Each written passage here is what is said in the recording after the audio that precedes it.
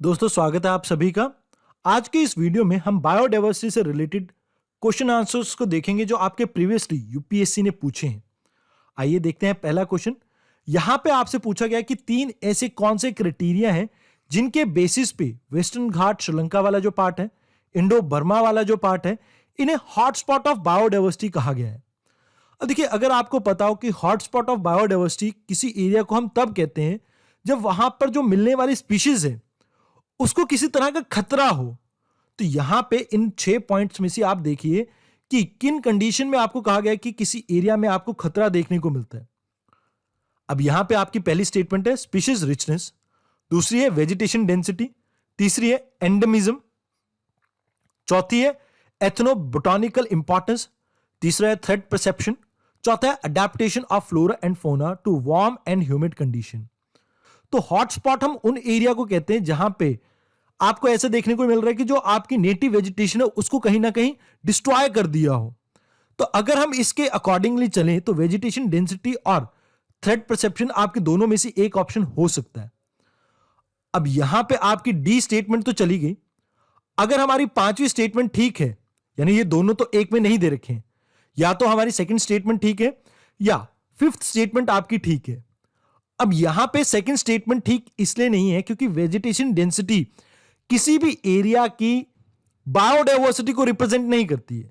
इस वजह से हम ये नहीं कह सकते कि वहां पे बायोडायवर्सिटी मिल रही है या नहीं। फॉर एग्जांपल, अगर प्लांटेशन वर्क को देखें, प्लांटेशन में हो सकता है डेंसिटी आपको पेड़ों की ज्यादा देखने को मिल रही है, बट वहां पे तो मोनोकल्चर प्रैक्टिस हो रहा है ना, तो वेजिटेशन डेंसिटी से हम बायोडायवर्सिटी को लिंक नहीं कर सकते। तो इस वजह से हम सेकंड स्टेटमेंट को यहां पे एलिमिनेट कर देते हैं। अब अगर सेकंड स्टेटमेंट को एलिमिनेट कर दिया तो आपका आंसर यहां पे आ चुका है, बिकॉज पांचवा आपका सिर्फ एक ही ऑप्शन में दे रखा है, दैट इज सी ऑप्शन।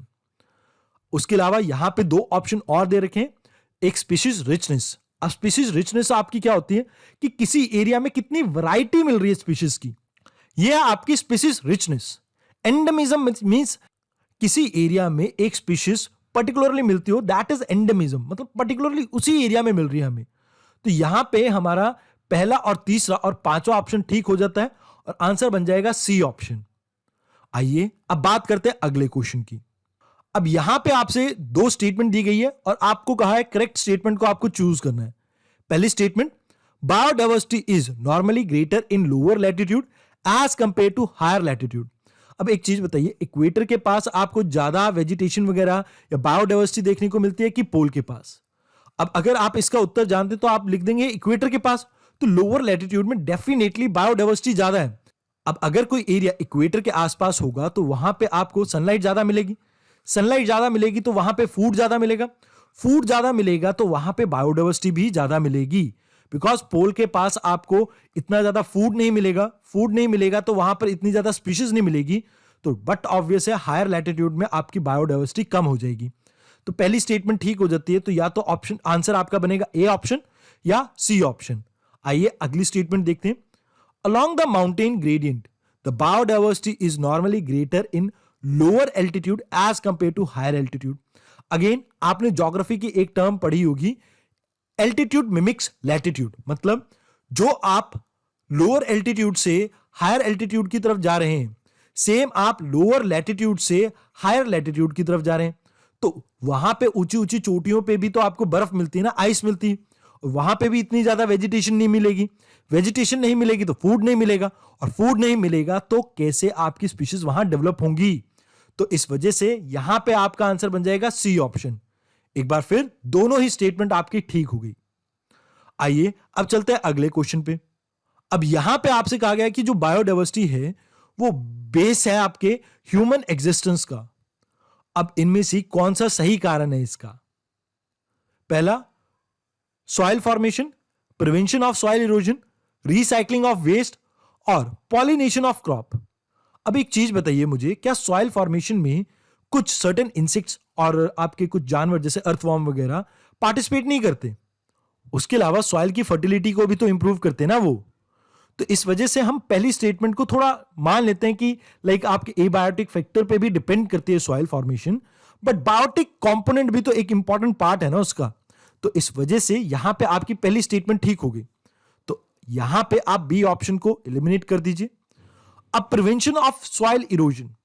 अब आप एक चीज समझिए, क्या सॉइल इरोजन को आपके प्लांट्स रोकने में मदद करते हैं? अगर करते हैं तो आपकी सेकंड स्टेटमेंट भी ठीक हो गई। अब सेकंड स्टेटमेंट ठीक हो गई तो सी ऑप्शन भी चला गया।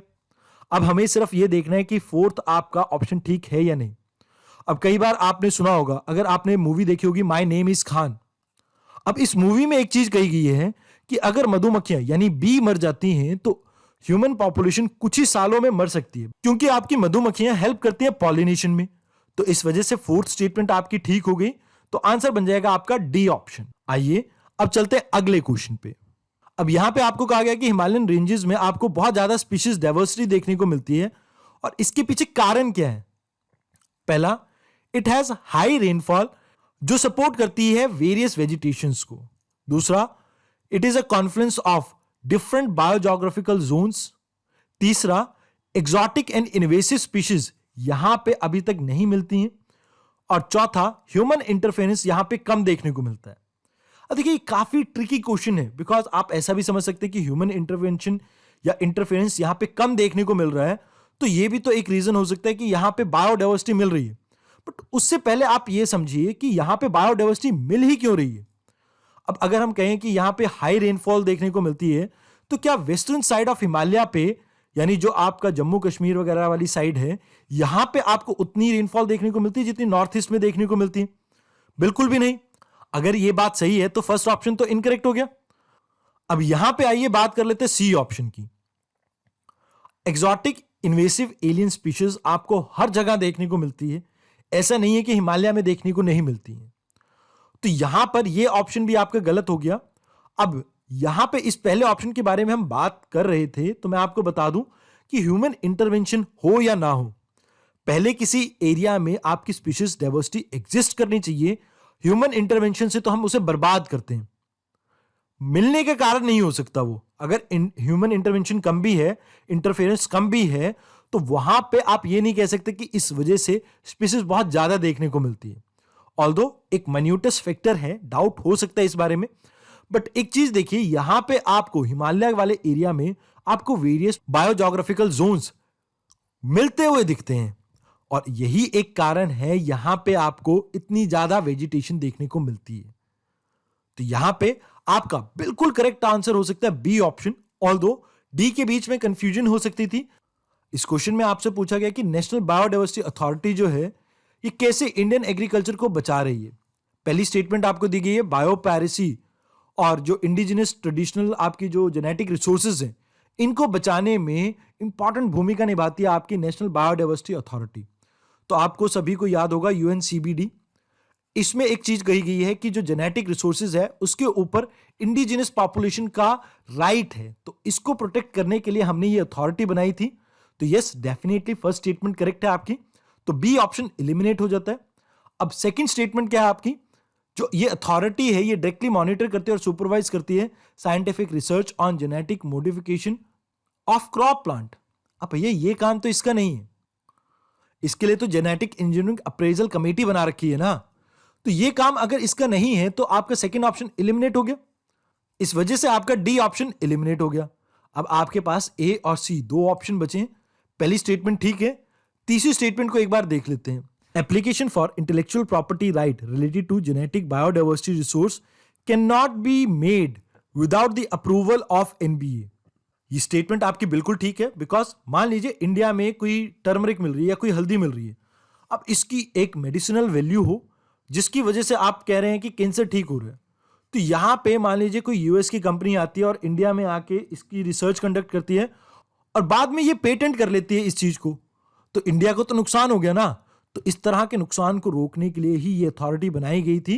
तो यस, थर्ड स्टेटमेंट आपकी बिल्कुल करेक्ट है, तो आंसर बन जाएगा आपका सी ऑप्शन। तो यही कुछ क्वेश्चन आपसे पूछे गए थे बायोडाइवर्सिटी से रिलेटेड। आज के लेक्चर में इतना ही, धन्यवाद।